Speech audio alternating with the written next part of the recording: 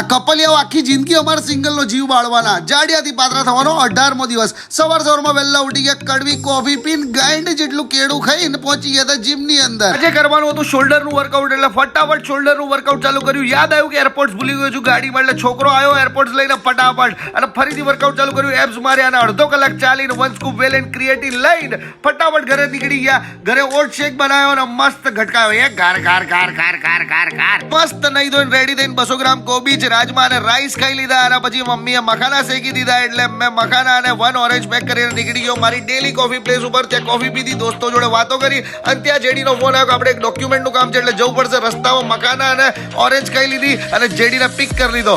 પછી ત્યાં રસ્તામાં જ મારા દોસ્તની શોપ આવી ગઈ, સ્પેશિયલ ગ્રોસરીઝ. ત્યાં જઈને મારે ઓટ્સ ને મુસલી ને મખાના ને બધું લેવાનું હતું, બધું લઈ લીધું. અચાનક અમારા સ્કૂલના ફ્રેન્ડનો મેસેજ આવ્યો કે ભાઈ મળવા આવો, એટલે એને મળ્યા અને ખબર નહીં એને મચ્છરાના કઈ દે એટલે અગરબત્તી હળગાવતો હતો. અરે તારી કંચન કાયા. પછી ત્યાં નિકુંજભાઈ આવી ગયા, એમને ડોક્યુમેન્ટ આપ્યા અને મસ્ત એમની જોડે બેઠા. અને ખબર નહીં ચીઝ ગાર્લિક બ્રેડ મંગાવી હતી. અમે લોકો પ્રોટીન ખાતા હતા, ચણા આને તો ઝાડા થાય. પછી ફટાફટ ઘરે પહોંચી ગયા, જેડીને ઘરે મોકલી દીધો અને હું પનીર અને કોબીજની સબ્જી ખાવા માંડ્યો. પપ્પા જોડે થોડી ઘણી વાત કરી, ફરીથી જેડી આવી ગયો અને બસ અમે લોકો નીકળી ગયા આ કપલિયાઓ જોડે ઉનો રમવા. પછી હું વિકાસભાઈ અમે બધા ઉનો રમ્યા, બહુ બધી મજા કરી. વન સ્કૂપ વે લઈ લીધું ત્યાં. અને તમે ફોલો કરો લ્યા.